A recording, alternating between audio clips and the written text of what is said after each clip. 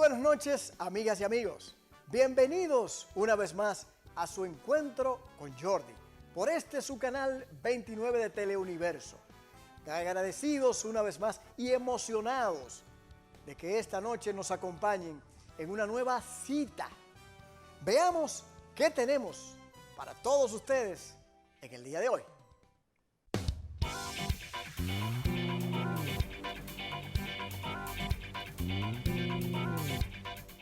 Bien, entrando ahora en la parte de pensándolo bien con el comentario, nos gustaría apuntalar sobre un tema que pienso que cuando lo mencione, amigas y amigos, muchos de ustedes creo que estarán de acuerdo. Incluso a quienes les voy a dar el consejo también lo van a pensar y a reflexionar. Dicen que el sabio es aquel que acoge las críticas y las asume para crecer. Me quiero referir al tema de la comunicación. A propósito de lo que hacemos aquí y que muchos de los que nos están viendo quizás han pasado por ello. Pero la comunicación desde el punto de vista gubernamental. Yo creo que es bueno, y esto lo hago de todo corazón, sin ánimo o ánimos de ofender, ni de que tampoco lo que voy a decir pueda afectar, ni tampoco es para atacar. Es para que lo tomemos en consideración porque nos ha afectado colectivamente. Y yo me refiero, para poner un ejemplo último que ha sucedido, en el caso del gobierno. Yo creo que hay situaciones que posiblemente el primer mandatario quiere hacer llegar a la población, pero no está siendo bien transmitida. O se está conllevando una política o una meta o un plan y de repente a alguien le surge en el gobierno decir algo. Entonces hay que tener mucho cuidado porque eso puede deslucir una medida, puede deslucir un objetivo o lo que se ha pensado. Y les pongo una muestra o un ejemplo de lo que estoy hablando. Hace unas semanas, cuando aquí el país estaba abocado, incluso el propio gobierno conllevó un plan de vacunación agresivo, con mucha publicidad, con muchas informaciones, y la gente se motivó. Ahí era cuando se estaba llamando a las personas, a las dominicanas y dominicanos, para que nos vacunáramos, primera y segunda dosis.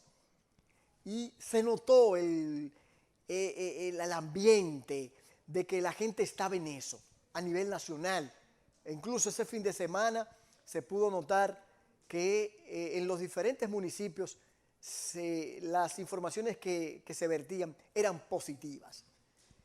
Pues de buenas a primeras, señores, el Gabinete de Salud que preside la estimada vicepresidenta Raquel Peña, a quien le tenemos toda la estima y consideración y respeto, de una manera sorpresiva dice que se van a empezar a colocar las terceras dosis.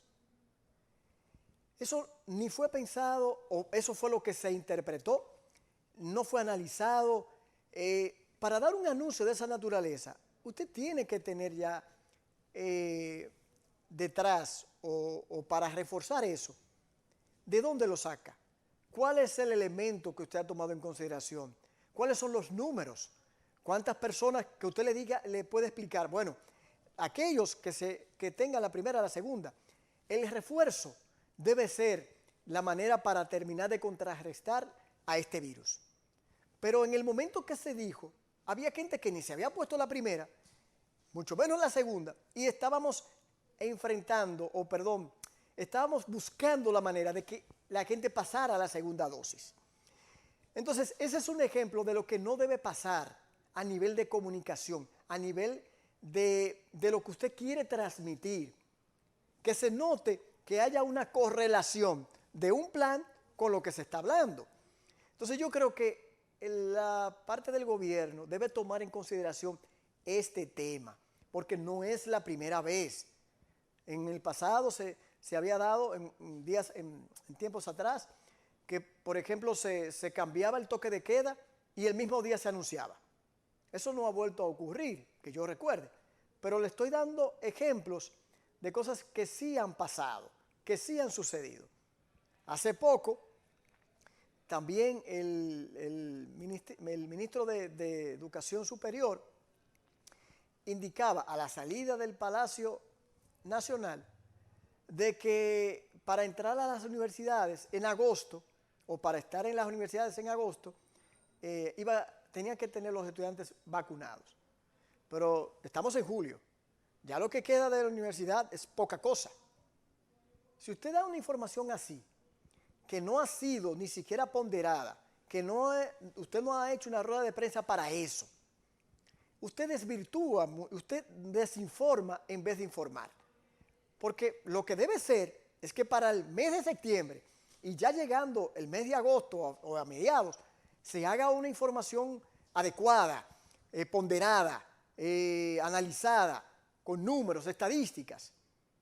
Pero para septiembre, porque ya incluso el Ministerio de Educación acaba de indicar, y eso ha sido una muestra como de esperanza, ha sido como una parte de aliento, de que en septiembre vamos a las clases presenciales. La propia UNESCO, a propósito de ese tema, también lo ha ponderado. Entonces, usted decir, como ministro de Educación Superior, que en agosto van a entrar a las universidades aquellos que estén vacunados, pero mi hermano, por si estamos en plena universidad, y hay gente que sí que está yendo, otro que virtual, pero pienso que lo que usted quería comunicar no ha llegado de manera correcta.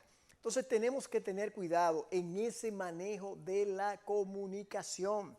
Es un consejo que les brindo y espero que pueda ser ponderado por las diferentes autoridades.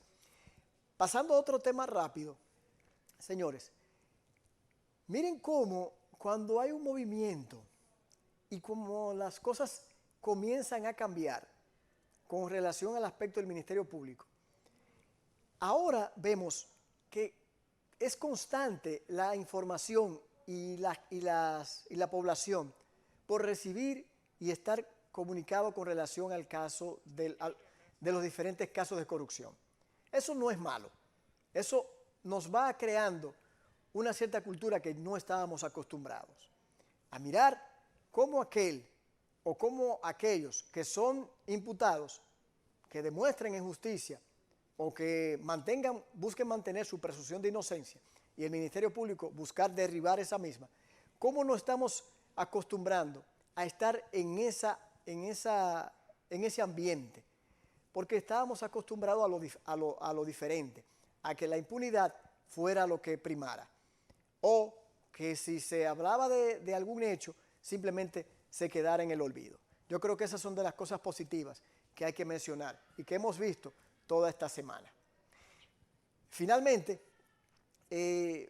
acaba de iniciar en esta semana una nueva fase. Son 3 el plan que distribuyó el presidente en la última locución para ir levantando el toque de queda. Depende de cada uno de nosotros, como lo hemos dicho. Ahora, si llegamos a esa tercera fase. Acaba de iniciar la segunda, primera vez en mucho tiempo que podemos llegar con las 2 horas de circulación a la 1 de la mañana. Aprovechemos esta oportunidad a enfrentar el COVID con el protocolo y con las vacunas. No desaprovechemos esta nueva oportunidad. Vámonos a la pausa.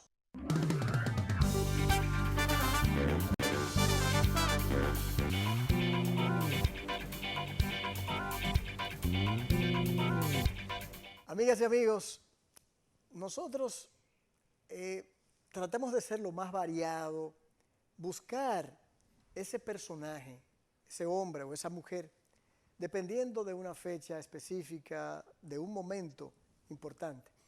Seguimos ahora para mantenernos en la línea del mes de los padres. Hemos decidido traer para todos ustedes a una gran figura, no solamente del ámbito dominicano, sino internacional, en el punto del rock dominicano, un artista, un actor. Nos referimos a Tony Almond. Buenas, Tony. Buenas, Jordi, ¿cómo estás? Nos place sobremanera que hayas sacado el tiempo para nosotros. Para mí es un placer estar aquí. Sé que suena a veces como un cliché, pero siempre ha sido un placer visitar y compartir con ustedes. Eso me consta, porque no es la primera vez y en diferentes medios lo hemos hecho. Tony, ¿de dónde naciste? ¿De dónde eres oriundo? Nací en ese momento en las afueras de Santo Domingo, un barrio que se llama Herrera. Hace ya 53, 54 años. Era un barrio detrás del aeropuerto.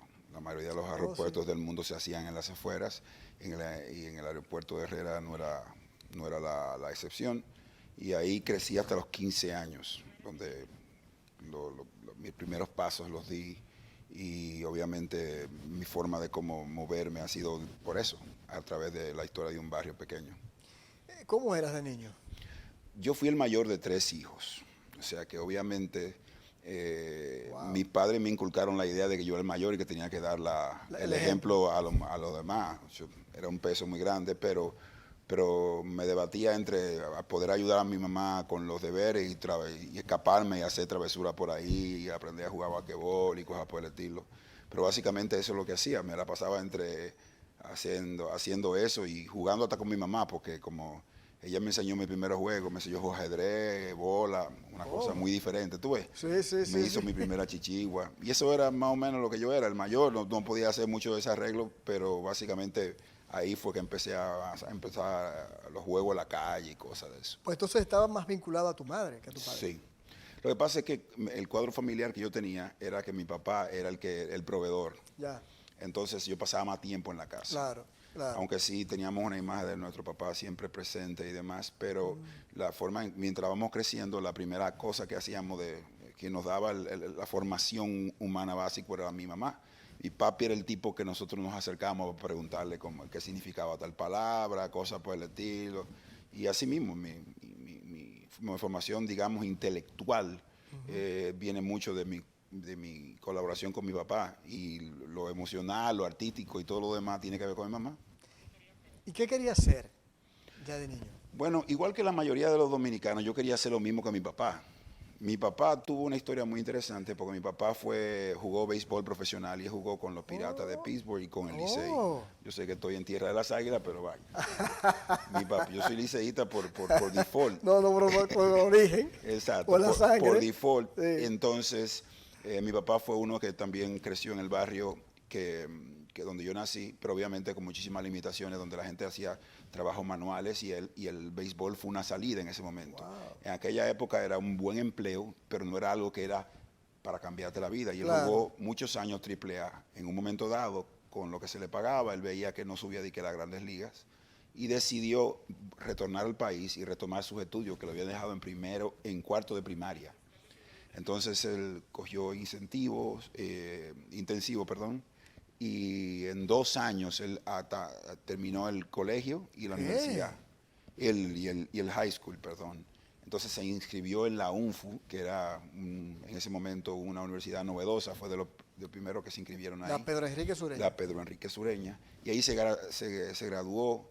Yo con los primeros años lo vi graduarse de administrador de empresa, y él fue durante toda su vida, y la que recordamos todos trabajó en una ONG que se llamaba, primero trabajó en Cáritas Dominicanas, claro, y en Children International, fue el director nacional en diferentes épocas. Entonces, para nosotros es un ejemplo muy grande que nuestro papá primero vio la necesidad de una educación, una formación como adulto, y que nos educó a todos y nos mandó a todos a la universidad trabajando para una ONG, o sea que el trabajo social también era algo muy constante. Oye, pero qué hermosa esa historia de tu padre. Así mismo. O sea, eso es muy raro. Muy raro. Qué bueno que tú hayas expresado eso. Porque, mira, se me engranuja la piel. Porque muchos peloteros, muchos muchachos que no llegan, pues toman otro rumbo. Claro. Como derrotero, vamos a decirlo así. Claro. No llegaron a lo que querían, a sus sueños. Pero tu padre renació. Y él llegó a demostrármelo. Un día yo estudié arquitectura en la misma UNFU. Él llegó a ser profesor de la UNFU, entonces yo entré con media beca de profesor. Y entonces en una de las clases tenía que hacer un trabajo con barro. Entonces Sí. fuimos a cerca del barrio donde nacimos, que es en la autopista Duarte, que Sí. creo que se llama Alfarería Dominicana, algo así, a comprar un barro. Y quien lo atendió fue un compañero con el que jugaba béisbol Oh, Dios. de cuando joven. Entonces, cuando terminamos ahí, básicamente, mira, me están llamando, no te preocupes, no voy a coger eso ahora. Entonces, un compañero, y él me dijo, cuando me entrega el barro, él me dijo, ¿tú sabes ese muchacho? Él y yo enderezábamos clavos en las construcciones cuando éramos jovencitos. Y para que tú Wow. veas, él tiene siendo, digamos, mayoral de esta empresa toda la vida. Ellos son de mi juventud los que se quedaron. Lo que muchos querían jugar béisbol, pero al final consiguieron trabajo por ahí y se han quedado trabajando en eso. O sea que la decisión de él poder educarse fue algo que yo lo admiro muchísimo, porque como te di, como tú lo dices, era muy raro que en esa, y más viniendo de un barrio, y con esa escasa educación, decidir formarse y querer echar para adelante mediante la educación. Wow. ¿Cuál es de todo esto? Porque te lo digo, me ha sido una sorpresa grata. ¿Cuál es la mejor lección, viendo todo lo que nos has contado de tu padre? Mira, mi papá primero fue una persona muy de su casa, una persona muy afable, muy respetuoso, que me enseñó muchísimo. Primero, la relación familiar que había era muy cristiana, la formación que tenía era muy cristiana. Mi papá y mi mamá, la tengo que decir, la mencionar, fue lo que nos dieron la dicha de esta frase que se ha vuelto medio fantástica, de hasta que la muerte nos separe. Yeah. Yo tuve a mi papá y mi mamá hasta hace 6 años cuando falleció mi madre. O sea, Wow. tuvimos una casa con ellos ¿Cuánto dos lo siento? juntos. Sí, aunque al principio de la convivencia yo vi cómo ellos discutían y peleaban y demás, lo que más yo recuerdo de mi papá diciéndole, sí, mi amor, porque él entendió que cualquier tipo de discusión yo no lo veía. Mi papá es un tipo que lo veí muy poco perder los estribos, no decía mala palabra, bebía Wow. de forma social, todavía anda por ahí y siempre decía que nosotros habíamos nacido para servir. Entonces, esa entrega que él tiene para colaborar con los demás es algo que yo todavía lo admiro porque anda por ahí dando carpeta. Dentro de todo ese ambiente, un papá que comenzó con la pelota, que no dio con el objetivo de llegar a grandes ligas, pero eso no la milanó, siguió a los estudios. ¿Cómo entra entonces Tony Almond dentro de la mentalidad de sus padres a la música? Ahí sí obviamente hubo un chipeo, tú ves, porque obviamente mi papá ya había puesto todos sus esfuerzos en los estudios, Sí. porque hay una frase que utilizamos mi generación, no simplemente en nuestro país, sino en todo el mundo, que cuando uno hace un esfuerzo por superación, quiere darle a los hijos lo que no tuvo, Claro. pero al mismo tiempo se les olvida darle lo que sí tuvieron, que fue la presencia paternal, el cuidado y todo lo demás. En el caso de mi papá, obviamente él hizo un esfuerzo muy grande para poder conseguirnos, me llevaban mandando a un colegio y todo lo demás. Entonces, obviamente, él esperaba que se lo... Claro. Y más mi mamá. Claro. Mi mamá, que era la artista de la casa, ya era que cuando yo empecé a estudiar arquitectura, era la que se quedaba conmigo armando maquetas y amaneciendo. Ella estaba emocionada porque iba a tener un hijo Pero arquitecto. arquitectura porque lo elegiste en principio tú. Lo elegí en principio yo. Yo al principio quería hacer lo que mi papá era, pero como yo pintaba y tenía... Ya tenía facilidad de manuales. En esa época había un enfoque que te hacían un test psicológico, entonces tú tenías Sí. habían unas cuantas carreras y tú tenías que elegir una. Sí. Así mismo fue la mía. Pero obviamente en ese tiempo yo empecé con relación con mi hermana, que también le gustó el arte y la danza. Sí. Empecé a hacerle coro mucho a mi hermana, yo llevo muchos años a ella, pero era que la acompañaba en su cosa como danza. Y un día ya tenía un sobrehueso y le pusieron un yeso como por 4 o 5 meses. Y para que ella no perdiera el contacto con la danza, yo me puse a bailar. Entonces Dios ahí mío. encontré, digamos, un llamado. Entonces a través de eso, yo me hice una reevaluación y decidí dejar la carrera Wow. y meterme a bailar, a hacer danza contemporánea. Y obviamente eso fue un choque, para mi mamá dejó de hablarme y todo lo demás. Pero mi papá me dijo siempre algo que yo le digo a mucha gente. Dijo, mira, a mí lo que me interesa es que tú seas el mejor. y ser mejor en lo que tú hagas no significa ser mejor que nadie, sino ser mejor que tú todos los días. Wow. Porque después todo el dinero va a venir por añadidura, porque todo el mundo quiere lo mejor y está dispuesto a pagar por eso. Eso a mí me llenó, porque yo di muchísimas vueltas para yo decirle eso a los viejos míos. O sea, yo tuve que un par de meses amargado y cómo que lo voy a entrar. Y un día me le metí en la cama, señores, ustedes han resuelto hasta aquí, yo voy a meter mano, y empecé a trabajar en un bar en lo que se resolvía mi vida. Y en ese interín es que me encuentro ya con la oportunidad de cantar. Pero yo estaba en el coro de la iglesia, pero nunca me había planteado la idea de cantar como carrera. Yo lo quería era bailar. Y ahí comenzó todo. Y a partir de que te decides con eso, ¿la actitud de tus padres fue de apoyo o todavía renuentes? Mi mamá pataleó, pero mi mamá obviamente es una persona que, como tiene su vena de artista, la primera vez que me vio en el escenario, ella fue de los primeros que iba ahí a aplaudir y a cantar. Wow. De hecho, hay conciertos famosos en los cuales los muchachos empezaban a darse golpe entre ellos y a brincar, y no dejaban que mi mamá estuviera cerca ahí. Y yo dije, mami, ven, en un concierto, yo, párate en el medio, que nadie te va a poner la mano.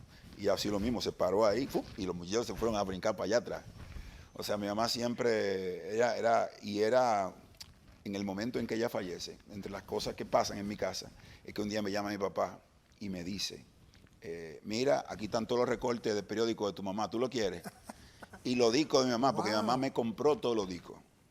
Mi mamá tiene un tigueraje, decía, no, yo no quiero que tú me los regales, yo te los voy a comprar, porque esos son míos. Entonces cada vez que yo necesitaba una copia, yo, papi, mami, préstame un disco de los...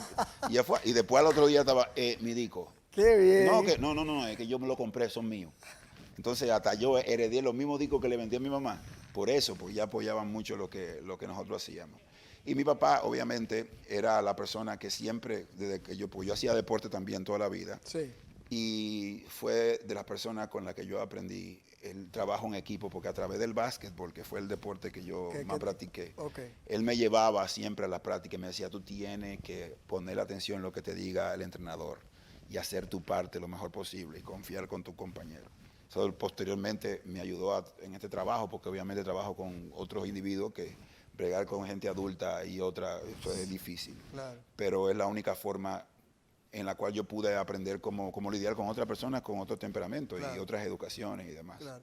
¿Se puede decir entonces que tú elegiste la música o la música te eligió a ti? Yo creo que me elige a mí.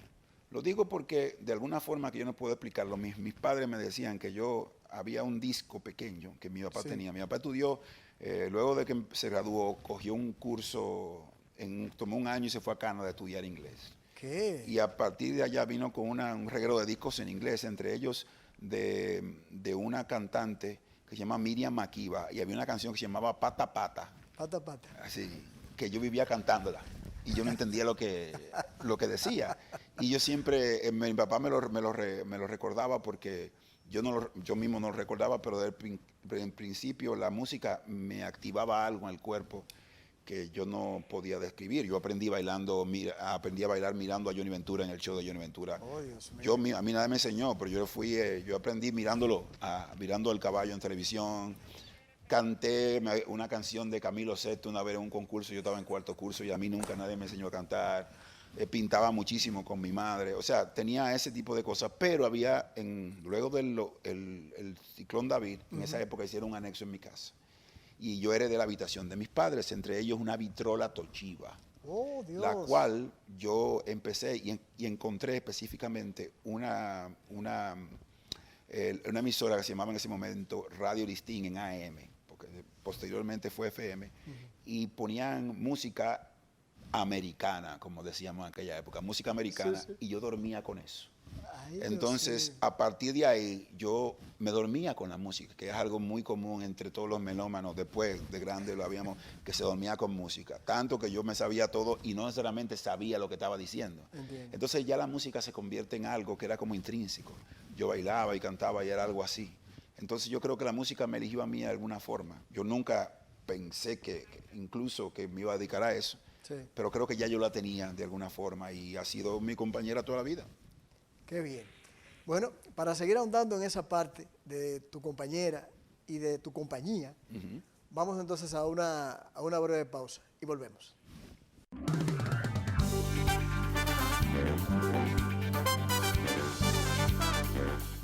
salvé hacia otro continente. Bien, continuando con esta conversación con Tony Almond. Yo quiero, Tony, ahora que tú escuches en el fondo la música que vamos a colocar. Y me gustaría que tú nos expresaras brevemente, cuando las vas escuchando, ¿qué te evoca?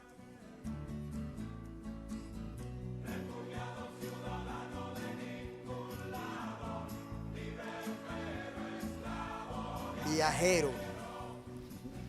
¿Qué le evoca a Tony Almond? ¿Por qué? La naturaleza. Esa canción, como muchas de las que he tenido la bendición de ser parte de su gestación, tiene muchas historias encontradas. Primero, a nosotros como isla nos atañe de doble manera. Primero porque compartimos una isla con un país hermano que tiene menos fortuna que nosotros a nivel histórico, que es Haití. Y sufrimos la inmigración de un pueblo hermano por un tema económico. Nosotros, en nuestra condición de isleños, por alguna razón que gente tiene que haber estudiado, siempre pensamos que tierra firme, el otro lado es mejor que nuestro país. Y tenemos una historia de migración, principalmente a los Estados Unidos o a países de Europa. Y hemos sufrido a ambos lados de la espada lo que significa ser inmigrante o lidiar con inmigrantes. Desde la tragedia de dejar el lugar donde tú creciste, tu gente, tus costumbres, e irte a aventurar por otro lado, donde realmente tú no necesariamente eres bienvenido. Porque dependiendo de cómo sea la creencia, la percepción del inmigrante a donde vas, o te ven como alguien que viene a usurpar una posición, a quitarte tu trabajo, o simplemente te ven como la oportunidad de explotarte. Esa canción tú la sacaste, creo que fue en un momento dado como solista. No. Fue parte de de nosotros tratar de participar en un festival en España. Sí. Entonces, esa canción originalmente fue inspirada en una tragedia de una dominicana llamada Lucrecia. Lucrecia, claro. Y en esa época se hablaba mucho del tema y fue inspirada en eso. Yo recuerdo eso. Todos recordamos ese tema. Ese tema, Lucrecia. creo que fue el primer juicio de odio que se publicó o se televisó en España. Y tuve la oportunidad de ir a cantarlo en España en un festival en que fuimos en el 93, 94. Qué bien, recuerdo bien. Qué bien. Entonces, a partir de ahí, mucha gente que ha escuchado esa canción en diferentes partes del mundo, y más los dominicanos, lo utilizan como una especie un símbolo, como un himno del inmigrante. Y trae muchísimos recuerdos y la gente lo pide y es algo que me llena de satisfacción. ¿Se puede decir que el lugar donde te formaste creó tu carácter? Así es. Yo creo que si alguien se acerca o se hubiese acercado a mi casa y conoce a mi papá y a mi mamá, básicamente entienden mucho de dónde vengo, de la formación que tengo, de los valores que tengo, de las ideas que tengo. Vienen de ahí, de la inversión de vida que me dieron mis padres. Y yo creo que trato de honrar su ejemplo en la mejor medida que pueda. ¿A qué cosas le temías antes y a qué cosas le temes ahora? Es una buena pregunta porque yo tengo un hijo ahora no, ya tiene 26, es un tipo muy grande, pero la historia ha ayudado a mantener el hilo familiar porque cuando mi madre muere, él decide mudarse con mi papá. Entonces, aparte de su abuelito, tienen 6 años que son roommates. Entonces él tiene otra relación diferente, incluso más que nosotros los otros 3 hermanos, porque él vive con mi padre una situación diferente de su vida. Entonces ellos dos constituyen las 2 personas que están vivas, que a mí me interesa más, que estén orgullosos de mi trabajo. Y lo que más yo temo es quedarles mal a ellos 2. Wow. Porque como yo elegí el camino que yo quise, con las herramientas que me dieron ellos y que Dios me dio. Y obviamente es lo que trato de inculcarle a mi hijo, que siga sus sueños, que lo mismo que me dijo mi papá, que básicamente si usted es serio y es constante, la vida lo va a premiar, porque el respeto llega primero, llega con una ética de trabajo y una constancia en lo que usted hace. Que no le tenga miedo a tomar riesgos en su vida, porque eso es lo que le va a traer, solamente te va a traer satisfacción. ¿Qué tú crees que es lo que tu hijo valora más de ti? Yo creo que la apertura que podemos tener para la conversación. Él y yo tenemos en común el cine y la música, que fue lo que de pequeño pudimos compartir. Aún nos mandamos artistas, oye esto, oye lo otro, tenemos el mismo sentido del humor. Wow. Y tenemos un amor físico que todavía no ha desvanecido con los años. Tú sabes que los hijos se ponen reacios. Sí, yo lo veo y si no veo, nos damos un beso y seguimos. Entonces creo que eso lo valora él mucho. Podemos hablar de cualquier cosa que le pase, porque ha sido un tema poder, y sigo insistiendo en que le sirva de refugio cada vez que tenga algún tipo de duda, puede ir, déjame ver qué opina papi. Aunque mientras más, sabes que la paternidad es el único trabajo que tú pasas de administrador a asesor sin que te dé cuenta. Sí. Era administrador y asesor, y ahora soy asesor, es cuando te llamen para preguntarte algo. ¿Y su nombre, el nombre de...? Yannick Tony se llama. Okay. ¿Qué otras cosas tú quisieras que él aprendiera de ti? Básicamente que la honestidad y cosas que él aprendió, las formas, la educación, el ser amable con la gente, te abre las puertas. Yo siempre lo dije de chiquito, mira, por favor, buenos días y gracias, te abren toda la puerta del mundo, porque nadie está en la condición de tener que hacer algo por ti porque sí. Siempre está en las personas sentirse cómoda contigo, y eso es una muestra de respeto al tiempo de las personas, y él hace siempre eso. Entonces eso es lo que yo quiero que más aprenda. El dinero no le puedo dejar. Yeah. ¿Qué es lo que más valora a propósito de eso, tú, de las personas? Yo valoro de las personas su integridad. Porque en nuestro país, últimamente, la gente como que sí, pero no. ¿Entiendes? Ajá. La gente, bueno, una palabra normal sería la doble moral. Yeah.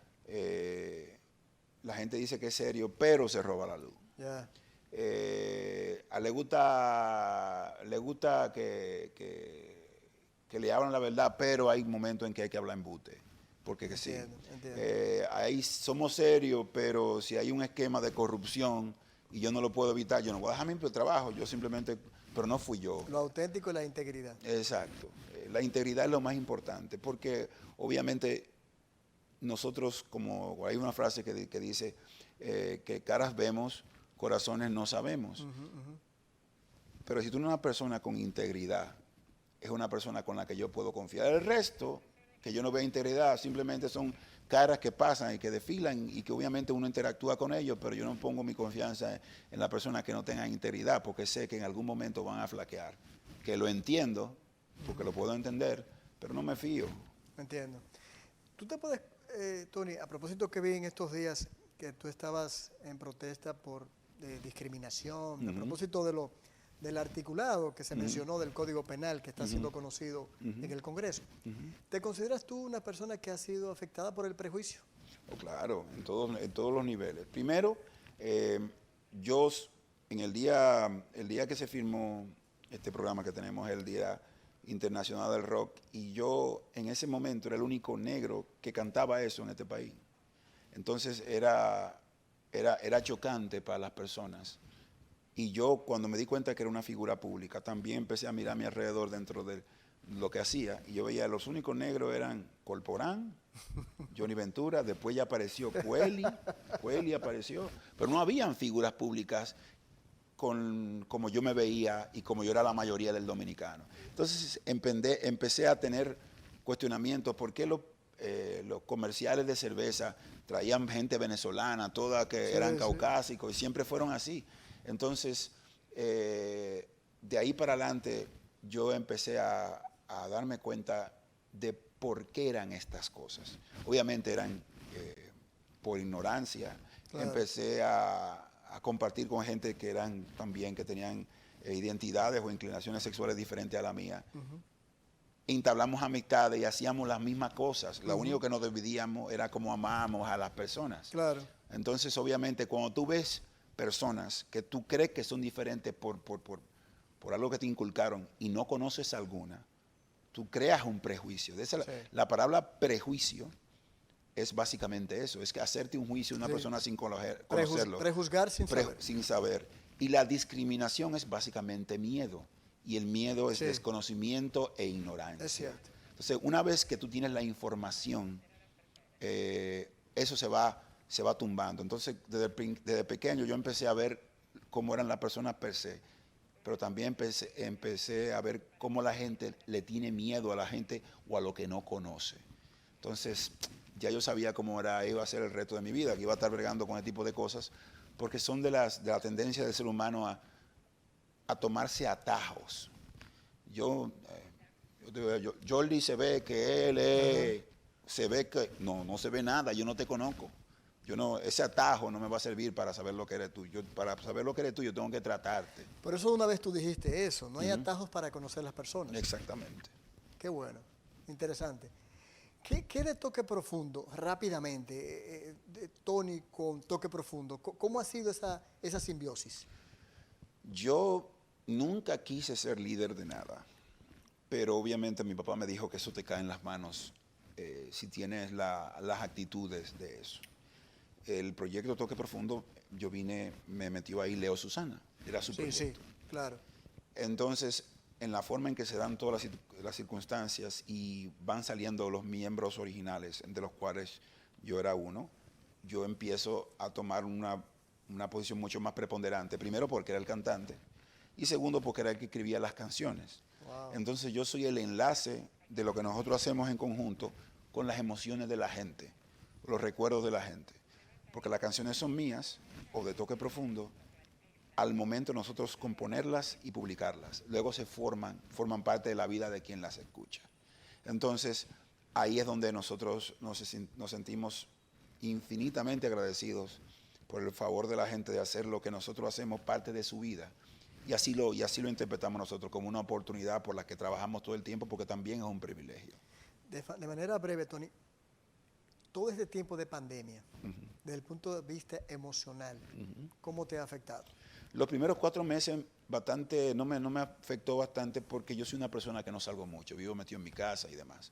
Pero después del 4.º mes en adelante, yo me estaba volviendo loco. Yo soy un tipo que me gusta darme los tragos de vez en cuando, pero yo no vivo solo. Y los panas míos se parecían con un pote y me lo dejaban en la ventana. Y con el Zoom empezamos dando los tragos toda la noche para hacer algo y hacer party por el Zoom. Y yo imagínate, porque si no uno se vuelve loco. Y puso en evidencia muchísimas cosas en el comportamiento humano, entre los cuales uno hace muchísimo lío para uno tener la casa que tiene, para uno tener la familia que tiene. Y al final, tú haces todo eso y no puedes durar 6 meses con ellos todo el tiempo, metido en la casa que tú elegiste, con la pareja que tú elegiste, con los hijos que te tocó tener. Claro. O sea, eso te lleva a una reevaluación profunda.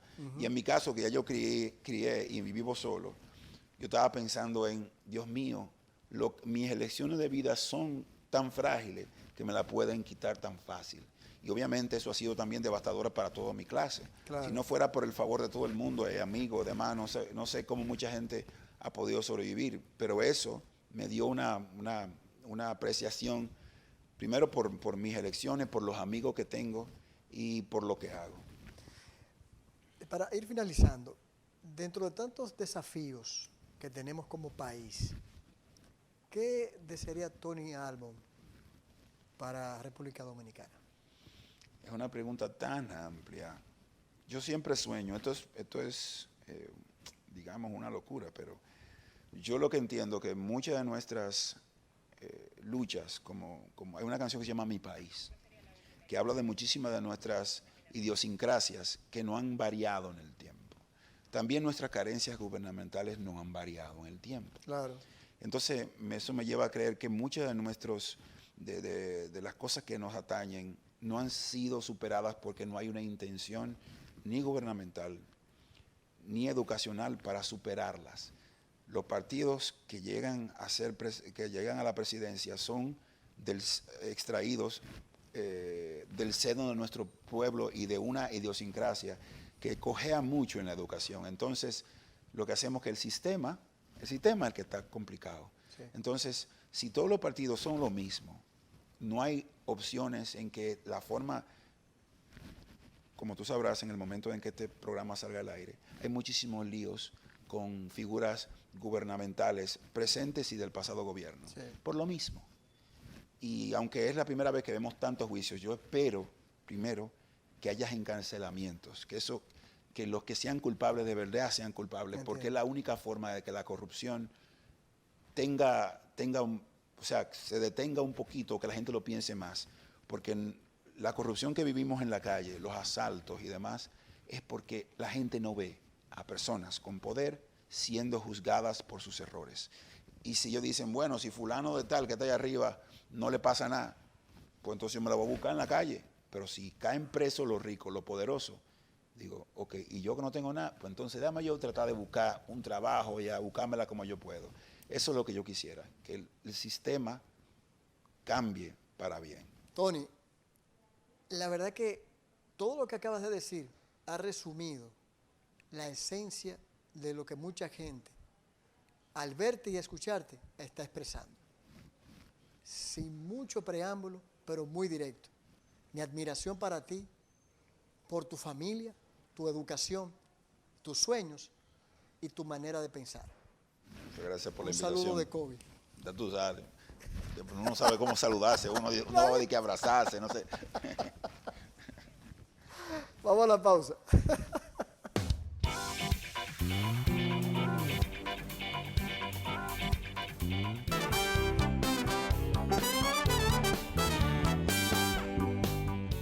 Amigas y amigos, en la noche de hoy, la parte de la sección adentro la hemos querido dedicar en homenaje al recién fallecido ex general Gustavo Jorge García. El trabajo que hizo durante años, una vez se retiró del ámbito militar. Ya habíamos hecho precisamente este trabajo y hemos querido, vuelvo y repito, en su nombre, volver a repetirlo para que todos ustedes puedan verlo y puedan apreciar lo que fue su trabajo y la persona y el nombre que dejó. Paz a sus restos y toda la solidaridad de este equipo de Encuentro con Jordi para los familiares del ex general Gustavo Jorge García.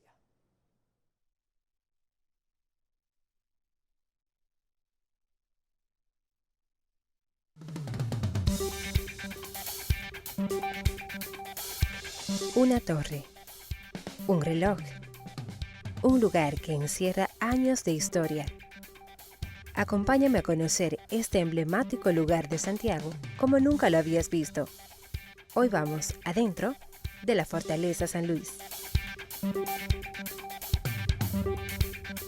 Muchos historiadores dominicanos coinciden en que los orígenes de esta fortaleza se remontan al año 1674, cuando se descubrió la importancia estratégica y militar de esta ubicación. Desde entonces hasta hoy han pasado muchas cosas, así que yo estoy lista para aprender. Vamos adentro.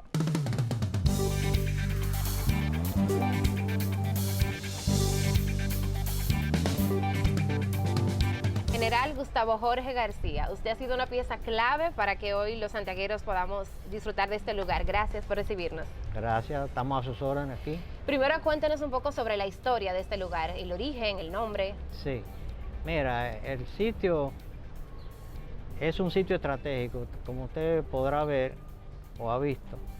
En Santiago hay dos puntos altos, que es el monumento a los héroes, sí, y esto. Esto se hizo un puesto militar para poder controlar al personal que venía del oeste, o sea, de la frontera hacia la capital y hacia aquí. Desde 1600 y pico se instalaron aquí puestos militares, no como está ahora, sino eran chozas con troncos, zanjas, y así se controlaban el personal que venían aquí. El del nombre de San Luis se debe a un rey, Luis XV, sí. Okay. Le pusieron el nombre porque los españoles estuvieron aquí, Claro. entonces usted sabe cómo somos los dominicanos, Sí. para ponerse en buena con los españoles. Entonces le pusieron el nombre ese. Para usted, ¿cuál es el valor histórico que tiene y por qué todos debemos venir a conocer este lugar? Óigame, en siendo escaramuzas y problemas, como decimos los dominicanos, rebuses que se armaban en el Cibao y en el país, la fortaleza San Luis tuvo un protagonismo, sobre todo en la batalla del 30 de marzo. Aquí estaban acantonadas las fuerzas de la reserva, y la reserva es una cantidad de soldados que están en un sitio para ser llamados en caso de que haya alguna debilidad de los soldados que están en el frente. Gracias a Dios, la fortaleza San Luis, el personal que estuvo aquí no tuvo que ir en ayuda del personal que estaba en la línea de frente. Después, cuando aquí, por ejemplo, en la que tenemos una cárcel, que ahí pasaron muchísimos políticos, estuvieron presos. O sea, todo lo que está aquí es histórico. Y yo lo único que lamento es que mi pueblo, Santiago, no aprecie ni disfrute de este sitio. Y muy importante, la Casa Museo, que la vamos a conocer en un rato. Exactamente. Esa Casa Museo se hizo gracias al apoyo de Cemento Cibao, a la familia Rodríguez, que desde un principio nos ha mantenido con un apoyo económico y gracias a ellos esto ha subsistido eso. Porque aquí estamos quechando a mano pelada, lamentablemente. Pues estamos listos para seguir con el recorrido. Muchísimas gracias por A su su tiempo. orden, siempre.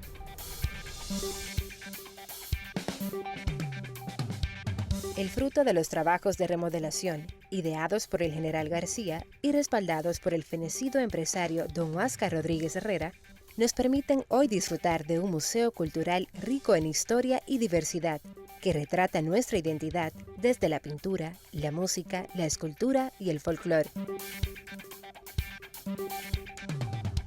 Fíjate, aquí tenemos un collage de artículos y de elementos que van desde 500 hasta 1500 años de antigüedad. Tenemos colección de cuadros hechos en acrílica por pintores y escultores dominicanos. De igual forma también tenemos una colección de artículos precolombinos que datan desde 1000, 1500 hasta 2000 años de antigüedad.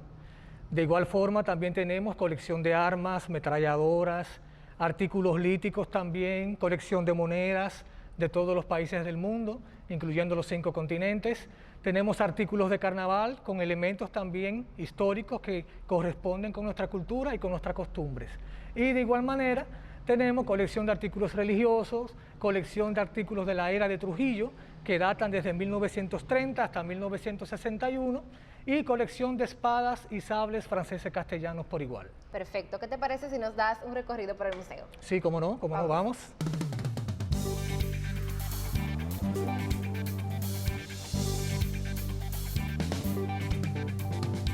Sé testigo de más de 500 años de historia. Visita el Museo Cultural Fortaleza San Luis y déjate cautivar por la apacible paz de su patio. Mira hacia nuestro pasado con las fascinantes piezas de arte y reliquias históricas. Admira la vista panorámica hacia la ciudad. Y sobre todo, valora el esfuerzo de un grupo de santiagueros y dominicanos que luchan por mantener viva una de las estampas más representativas de nuestra ciudad corazón.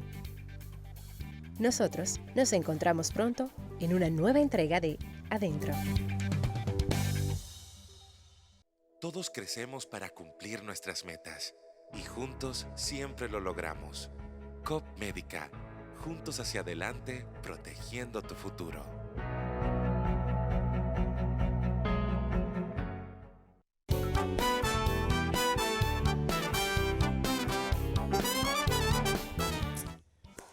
Caramba, y se los digo de verdad, que es la parte que menos me agrada, que es la parte final. Sin embargo, hay satisfacción por el trabajo cumplido, por la labor realizada para todos ustedes, esperando que lo que hemos presentado para ustedes en esta noche haya sido de su acogida y que la semana que viene seguimos celebrando en el mes de los Padres y en conmemoración de los mismos, un nuevo invitado y nuevas sorpresas que tenemos para todos ustedes en cuanto a imágenes de sección de adentro, comentarios.